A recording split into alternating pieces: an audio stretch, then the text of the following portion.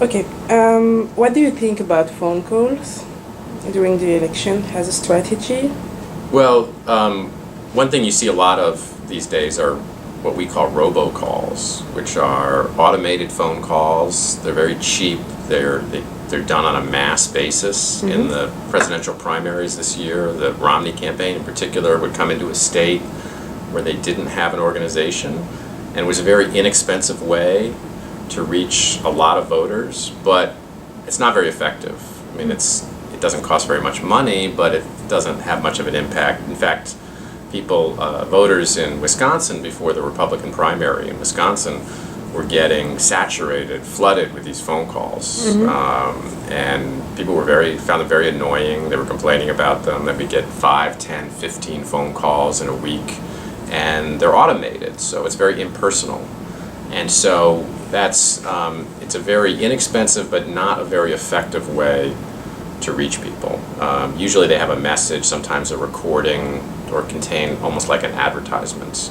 But it's very impersonal, and I think most people who study this, the more personal the contact, the more effective it is.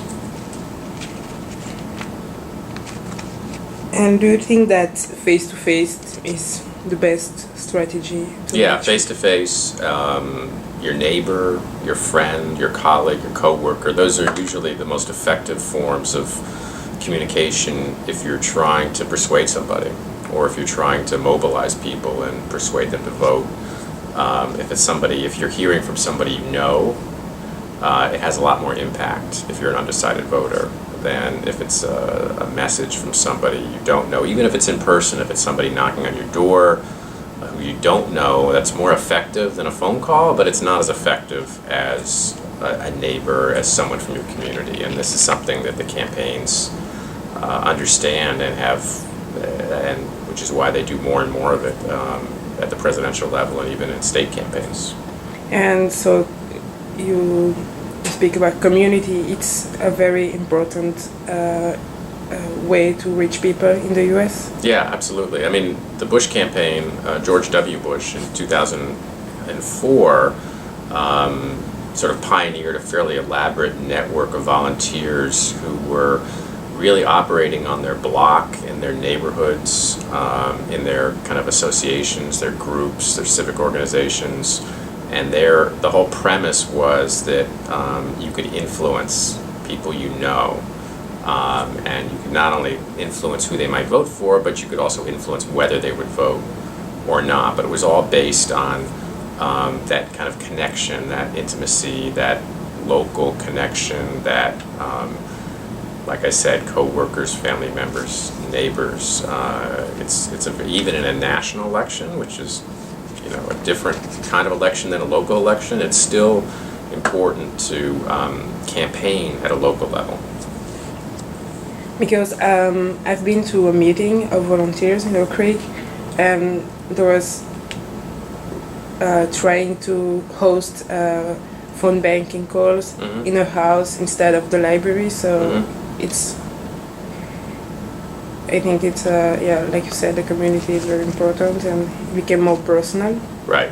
I mean, one thing that happened during the 2004 campaign as well, in the presidential campaign, was that on the Democratic side, the Democrats would mobilize volunteers from other states to come into a state and knock on doors or make phone calls or write letters. And in some cases, it almost backfired, because some people don't respond well when it's somebody from a different state coming into their state and trying to sort of tell them how to vote. And so it's much more effective to have somebody from your own state, but more important, somebody from your own area. Okay. Do you think that there is a type of professional volunteers? I think that they tend to be younger, in some cases students, but it depends. I mean, really, you could have volunteers, and also retired people. I mean, people who have the time. Who obviously, if you're working a full-time job, it's very difficult to volunteer. You have to take a leave, and that's unusual. Some people do that if they care enough. But it's usually people that have the time, and then they obviously have to be passionate about an election, and they have to be, either very partisan or just very motivated by a particular issue in order to get involved on that level. But certainly, particularly among students, you see a lot of activism, probably more than any other group. And can you make a difference between professional volunteers and non-professional ones? Well, I guess the term professional volunteer is almost like a contradiction, right? Because if you're a volunteer, you're doing it without pay, or you're doing it because you're motivated by an issue. You're motivated by your values, your feelings, your interests. There are situations where where a campaign pays people to go door to door, to gather petitions, to make phone calls. And in many cases, they're people that they're just doing it because they're being paid. They're not doing it because they care about the issue. So that's obviously more expensive, and it's probably not as effective because the people that are delivering the message aren't people that either care or have the depth of knowledge. They're doing it basically to earn some money. Mm-hmm. So, yes, I'm going to change the pen.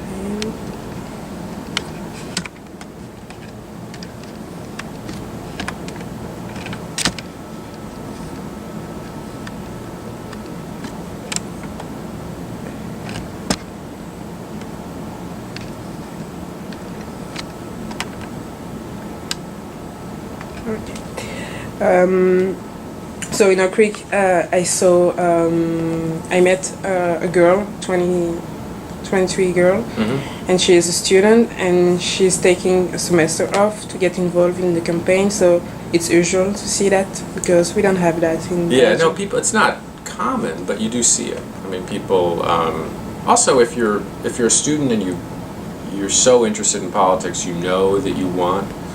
Maybe after you graduate, you want to be involved in politics. So one way to kind of get your foot in the door is to do that, is to take some time off, volunteer for a campaign. You establish relationships with people who are in politics professionally. You build up a resume, you gain that experience. And so, particularly the presidential elections only happen every 4 years. So it's kind of a one-time opportunity. If you're spending 4 years in college, that's your one chance to have that experience. So it makes sense to take some time off to do it, and then so you do see that. It's not something most students do, but it's not strange to do.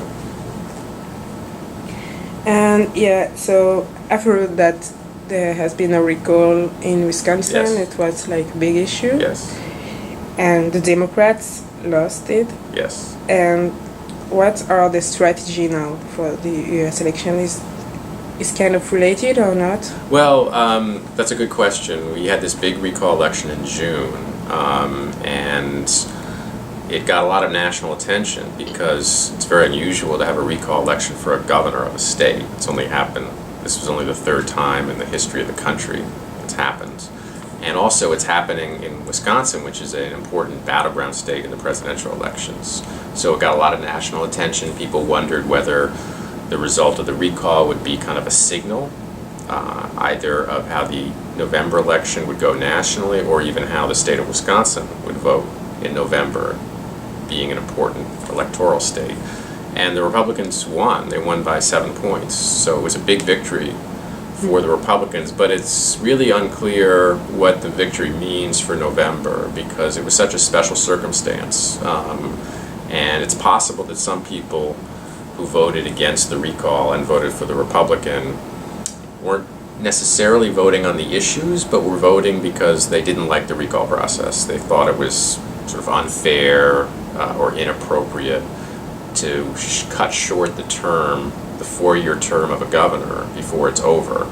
And so actually President Obama, a Democrat, has actually been leading in the polls in Wisconsin, even though a Republican governor won this big election in June. So clearly there are some voters who voted for the Republican governor in the recall fight, but who say they favor Obama, the Democrat, over the Republican Romney in November. but it's going to be very competitive. Yeah.